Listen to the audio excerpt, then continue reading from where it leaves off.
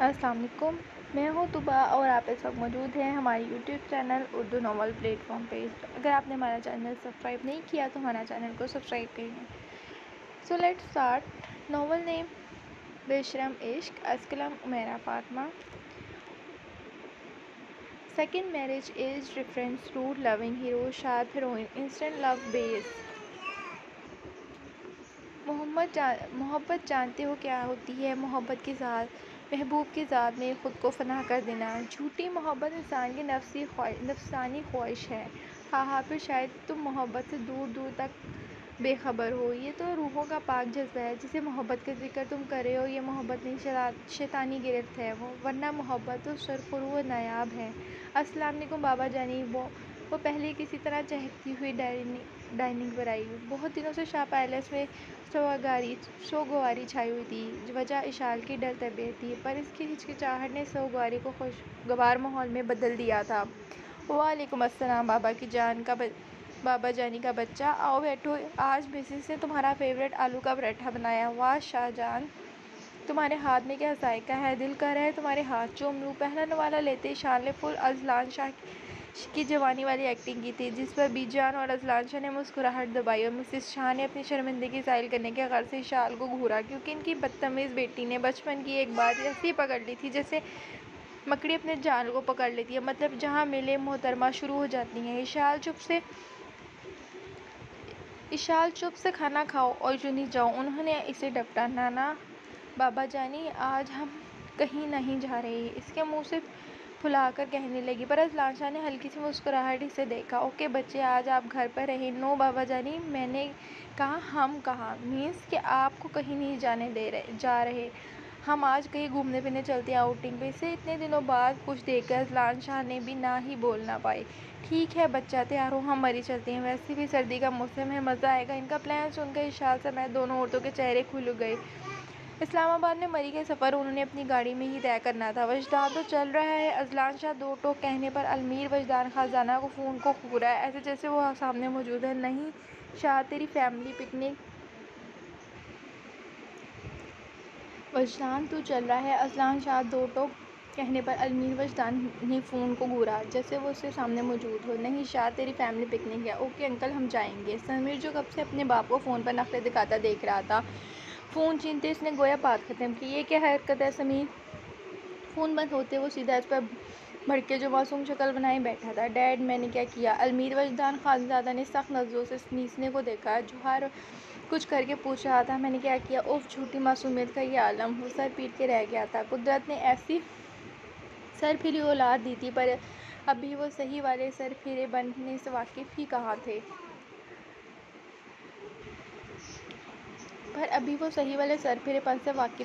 جس نے ان کا صحیح سے ٹاکرا ہونے والا تھا، پھر شاید وہ صحیح معنوں میں قدرت کو کوستے یا سمیر کی قدر کرتے۔ کال کرو انہیں، ہم نہیں آئیں گے۔ انہوں نے فون سمیر کی طرف بڑھایا اور سخت لہجے میں گویا مزید گنجائش نہیں بحث کی، پر مقابل میں سمیر المیر خانزادہ تھا۔ نو ڈیڈ، ہم جا رہے ہیں، ہم جب بھی آئے ہیں کوئی آؤٹنگ نہیں کی ہم نے، اس بہانے تو موقع ملا ہے۔ وہ پرجوشی سے بولا تھا۔ ٹھیک ہے، ان کو جانے دیں، میں آپ کو کچھ دنوں میں لے جاؤں گا۔ انہیں رسانے سے سمجھانا چاہا، وہ کسی صورت ان لوگوں کی فیملی پکنک میں نہیں جانا چاہتے تھے۔ ہرگز نہیں، میں آپ کے ساتھ جا کر بور نہیں ہونا چاہتا، وہاں تو بی جان ہوں گی۔ ہائے کتنی محبت کرتی ہیں وہ مجھ سے، اور بڑی ماما تو کتنی زیادہ اچھی ہیں اور کتنی پیاری بھی، مجھے تو بہت مزہ آتا ہے ان کے ساتھ۔ ہاں البتہ باپ بیٹی کو ایک دوسرے سے فرصت نہیں، پر جوشی سے کہتا ہے، اس کے منہ میں ناک سکیڑتا بولا۔ وہ اسی بات سے غور سے سن رہے تھے۔ اشال کے سر پر اس کا پاگل پن یاد آتا تو وہ سوچ کر ہی جھرجھری لے کر رہ گئے۔ وہ جانتے تھے، اسے محسوس کرتے تھے، سمیر کو پیار اٹریکٹ کرتا ہے، انہی کی طرح تھا، تھوڑی سی محبت میں پگھل جانے والا۔ رشتوں سے محبت ہی، ہاں، لیکن اس کی نظریں زیرک تھیں، وہ لوگوں کی فطرت پہچان لیتا تھا۔ وہ اسے روکنا چاہتے تھے، پر وہ روک نہیں پا رہے تھے۔ وہ نہیں چاہتے تھے جیسے وہ رشتوں سے محروم رہے ہیں، محرومی ان کے بچے محسوس کریں، پر لاکھ چاہنے کے باوجود وہ ان کی زندگی مکمل نہیں کر پا رہے تھے۔ ایک خلا تھا جو ان کے ساتھ ساتھ ان کے بچوں کی زندگی میں بھی تھا۔ جیا بالکل اس کے برعکس خود میں رہنے والی خاموش طبیعت لڑکی تھی۔ ٹھیک، پر میں نہیں جاؤں گا، کچھ سوچ سمجھ کر نرمی سے گویا سمیر نے تیوری چڑھائی۔ جائے گا تو آپ کا اچھا بھی۔ وہ گھورتے ہوئے اٹھ گیا تھا۔ میں نہیں جاؤں گا، ان کی نقل اتارتا وہ ڈرائنگ روم سے کی طرف بڑھ گیا، جبکہ اس کے بچپنے پر وہ سر جھٹک کر رہ گئے تھے۔ بے ساختہ دماغ میں خیال آیا جسے وہ جھٹک کر رہ گئے، بابا جانی یہ تو ہماری پکنک ہے نا۔ شام کے وقت وہ سب تیار ہال میں کھڑے تھے جب اذلان شاہ نے علمیر وجدان کے آنے کا بتایا تو اشال منہ بنائے بولی، اشال بیٹا وہ ہماری فیملی ہی ہے۔ بی جان فوراً بولی، ہمیشہ سے انہیں بیٹے کی طرح ہی ٹریٹ کرتی تھی اور میں نے یہ بہت ضد کی ورنہ وہ نہ آنے کے لیے تیار نہیں تھا۔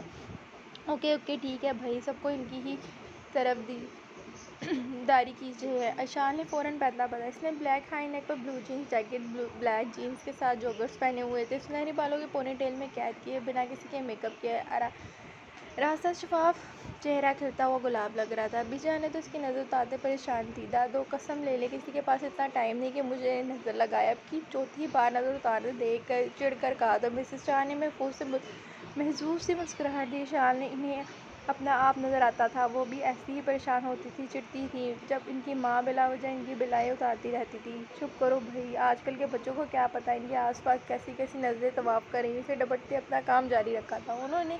وہ سمجھ گئی تھی کہ جب تک گھر سے نہیں نکلیں گے گھر کی مرچیں ختم ہو جائیں گی، جبکہ ملازمہ کو گھن چکر بنانے دیکھ بے ساختہ ہنسی آ گئی تھی۔ ہائے نوری، تم بھی چلو نا ہمارے ساتھ۔ نوری اشال کی بہت اچھی دوست تھی، وہ مالک کی بیٹی تھی پر گھر میں نہ کسی سے کمتر نے کہا تھا، نہ کوئی اسے بدتمیزی کرتا۔ اشال کی طرف سے مسز شاہ اسے بھی بیٹیوں کی طرح ٹریٹ کرتی تھی۔ ان لوگوں کو یہی مانتا کہ بیٹیاں سب کی سانجھی ہوتی ہیں۔ نہیں ایشو، میں نے تو بس دیکھنے ہی آئی تھی کہ تم لوگ کب نکل رہے ہو۔ وہ مسکراتے ہوئے مڑی پر مسز شاہ کی آواز نے روک لیا جنہیں اپنی بیٹی کا مرجھایا چہرہ ایک آنکھ نہیں بھایا تھا۔ نوری ہمارے ساتھ چلو بچے، سامی بابا سے ہم بات کر لیں گے۔ سچی مسز شاہ کی بات کو خوشی سی ہوئی تھی، آخر کو بھی اشال جیسی ہی تھی، وہ بچپنا ہر کسی میں ہوتا ہے۔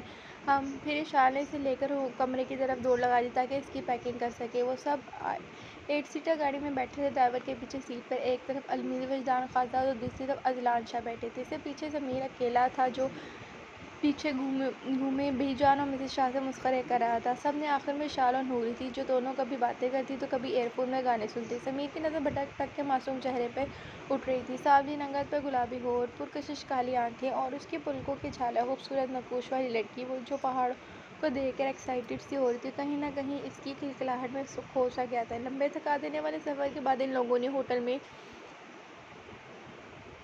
پوسٹنگ کی تھی، رومز چیک کیے۔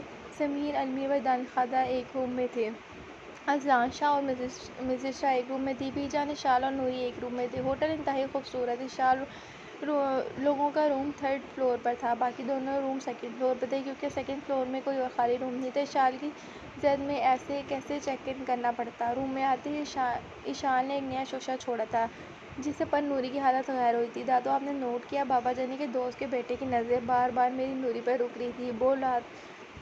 بول ہاں کہ نہ، اس کے اڑ کے کہنے پر بی جان مسکرائی تھی۔ نوری شرمندہ سی ہوئی تھی، وہ خود بھی اسی نظروں کی تپش پر خود پر محسوس کر رہی تھی۔ اشال یوں پھاڑ کے کہہ دے گی اس نے نہیں سوچا تھا، اور دوسرے ان سب کے وقتی اٹریکشن پر اعتبار بھی نہیں تھا۔ ایشو پلیز، اور منمنائی تو اشال کی ہنسی چھوٹ گئی۔ دادو دیکھیے نا، اس کی روحاں سی آواز سے بی جان نے بہت پیار آیا تھا۔ اس کے اندر باقی لڑکیوں جیسی شرم و حیا تھی جو فطری طور پر پائی جاتی تھی، پر اشال کو تو شرم سے اللہ کا واسطہ کا بیر تھا۔ بیچارہ جو کبھی کوئی بات منہ میں رکھ لی نہیں، بے شرمی سے ہر باری کہہ جاتی تھی۔ کبھی کبھی تو بی جان سر پکڑ کے رہ جاتی تھی، اشال نہیں تنگ کرو۔ انہوں نے تھوڑا رعب اور مصنوعی غصہ دکھا کے اشال مان جائیں گے لیکن لو پھر وہ اشال ہی کہا۔ میں نے کیا کہا دادو، میں نے تو گانا گا رہی ہوں، عمائرہ خان کہتی ہیں نا۔ غور سے سنیے۔ حاضرین دونوں نے غور سے دیکھا جو یقیناً ڈانس اسٹیپ پر کھڑی تھی۔ ہائے نوری تو بچ کے دل لگا، نہ تیری نہ میری سالی بے وفا۔ اس کے اسٹیپ سے زیادہ خطرناک اس کی لیرکس تھی، جبکہ دوبارہ اس کے چھیڑنے پر بی جان مسکراہٹ روک کر رہ گئی تھی کیونکہ اب وہ اپنے سر پھری پوتے کا کچھ نہیں کر سکتی۔ وہیں نوری شرم سے دوہری ہو کر تکیہ منہ میں چھپا گئی تھی۔ اس کمرے میں ایک سنگل اور ایک ڈبل بیڈ تھا، بی جان سنگل بیڈ پر جبکہ دونوں ڈبل بیڈ پر سونے والی تھیں۔ اوئے ہوئے، شرما گئی، فون کاٹ دی، ممی آ گئیں کیا؟ دھم سے بیڈ پر گرتے نوری پر نیا گانا ڈال چکی تھی۔ تھوڑی دیر میں بی جان اور نوری شرماتے ہوئے سو چکی تھیں، جبکہ اشال کروٹ بدل بدل کر برا حال تھا کیونکہ نئی جگہ سے نیند نہیں آئی تھی۔ وہ غصے سے اٹھتی بالکنی میں آ گئی پر روڈ پر ٹہلتے وجود کو دیکھ کر اس کی آنکھیں چمکیں۔ اس وقت وہ وائٹ کھلی شرٹ اور بلیک ٹراؤزر پہنے ہوئے تھا۔ اندر آ کر اس نے جلدی سے بلیک ہوڈی لی اور جاگرز پہنے، گلے میں مفلر ڈالے باہر کی طرف بھاگی۔ مبادہ باہر کھڑا وجود اندر نہ آ جائے، وہ جو اب مڑ کر اب جانے ہی والا تھا۔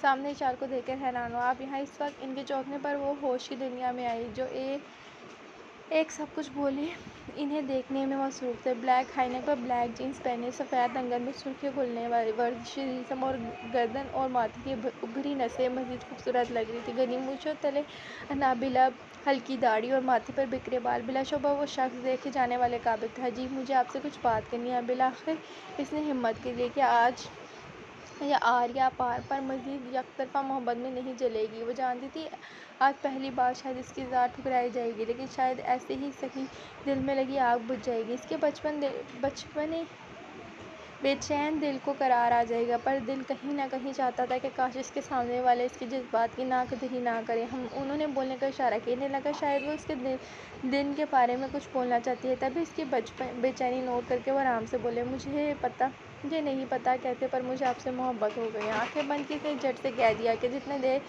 کرتی کہنے میں اتنی ہی مشکل ہوتی، پر سامنے کھڑے شخص کا وجود زلزل ہو کے ضرب میں آ گیا۔ وہ بے یقینی سے اپنے مقابل کھڑی اس چھوٹی سی لڑکی کو دیکھ رہے تھے جو بنا تردد کے اتنی بڑی بات کے خود کبوتر کی طرح آنکھیں بند کیے ہوئے۔ کیا یہ حقیقت تھی جو سامنے تھی؟ وہ سوچ گئے تھے۔ ان کا دماغ کچھ بھی ایکسپٹ کرنے کے قابل نہیں۔ بے ساختہ آنکھوں میں غصہ ابھرا۔